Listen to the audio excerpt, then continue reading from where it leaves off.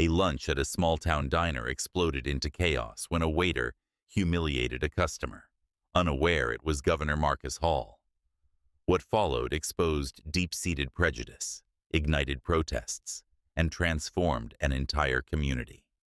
The events that unfolded will shock even those who think they've seen everything. But let's start at the beginning. In the heart of Salem, Oregon, Pinewood Grill bustled with the lively energy of the lunch rush. The diner, with its checkered floors, retro booths, and aroma of sizzling burgers, was a staple for locals and travelers alike. Behind the counter, Kevin moved with brisk efficiency, a veteran waiter who prided himself on speed but lacked patience. His sharp tongue was infamous, and his knack for judging customers by their appearance often landed him in hot water, though he dismissed complaints as people being too sensitive. That afternoon, the doorbell jingled as a tall black man in a modest gray suit stepped inside.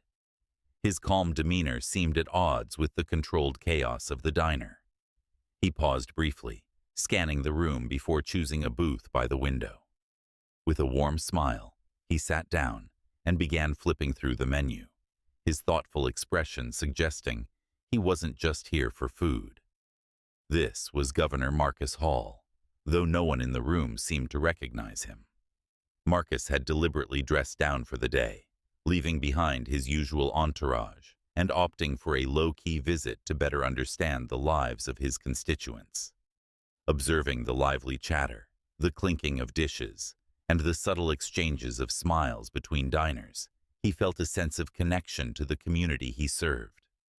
Kevin approached the table with a tray balanced in one hand and a notepad in the other. "What'll it be?" he asked without making eye contact, his voice edged with impatience. The governor glanced up, his smile unwavering. "Could you tell me about your vegetarian options?" Kevin sighed audibly, the corners of his mouth twitching in annoyance. "Veggie burger," he said curtly, scribbling something down before muttering under his breath. "Always the picky ones." The remark was barely audible but unmistakably dismissive. Marcus, unfazed, maintained his composure, his voice steady. "Thank you. I'll take that. No mayo, please." Kevin nodded brusquely and turned on his heel. Though the tension lingered in the air, Marcus remained calm, unaware of how much worse the day would become. As the afternoon wore on, the Pinewood Grill swelled with customers. The chatter of diners, the clinking of cutlery, and the occasional bursts of laughter filled the air. Kevin darted between tables, his movements sharp and hurried, his patience growing increasingly frayed. His responses became shorter, his tone edged with irritation. At the corner booth, Governor Marcus Hall waited quietly for his order. When his food arrived, he noticed something off and raised his hand to catch Kevin's attention. The waiter stormed over, his expression tight. "What now?" Kevin snapped, his notepad clutched tightly, as if it were the source of all his stress. The governor met his gaze calmly. "I just want to confirm there's no bacon on the salad," he said, his voice steady. Kevin scoffed, his annoyance breaking through. "Listen, buddy," he said loudly, drawing the attention of nearby tables. "If you can't handle waiting, maybe you should have gone somewhere more your style." His tone dripped with condescension, the words hanging heavily in the air.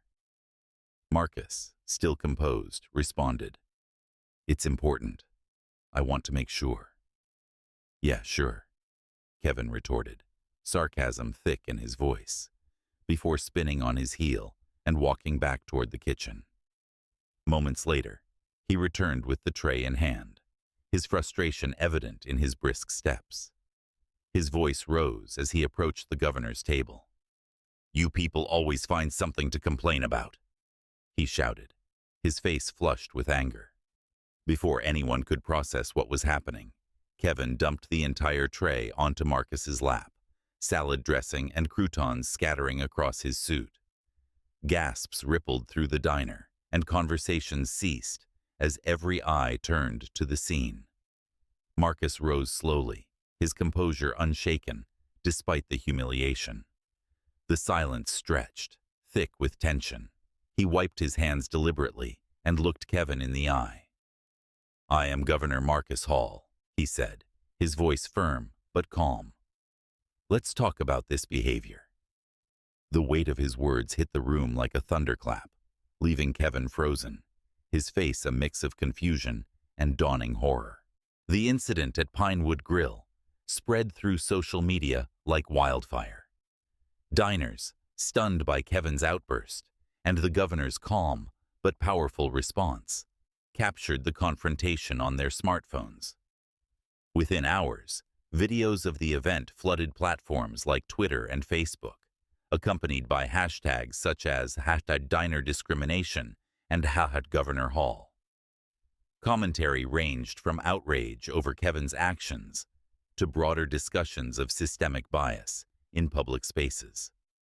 Local news stations quickly seized the story, framing it as a glaring example of everyday prejudice. Clips of Governor Hall's food-drenched suit and his poised rebuttal played on repeat. Headlines like "Governor Confronts Racism in Local Diner" and "Unmasking Bias in Small-Town America" dominated the evening broadcasts. The story struck a chord, sparking debates across the state about discrimination in customer service and beyond. Laura, the diner's owner, was blindsided. A woman in her late 50s, with a reputation for running a friendly establishment, she faced a storm of criticism. Reporters swarmed the diner, demanding statements. "This doesn't represent us," Laura insisted, her voice trembling during an on-camera interview. Her unease was palpable. She knew the incident had shattered the image of her beloved eatery. In an attempt to salvage the diner's reputation, Laura suspended Kevin indefinitely. But the damage was done.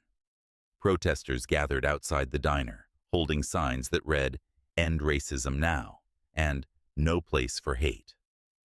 Regular customers stopped showing up, and the diner's once steady stream of patrons dwindled to a trickle. Governor Hall, however, took a different approach. Refusing to press charges, he instead issued a public statement calling for dialogue. "This isn't about one waiter," he said during a televised press conference. "It's about the assumptions we carry and the biases we perpetuate, consciously or unconsciously. These are conversations we must have."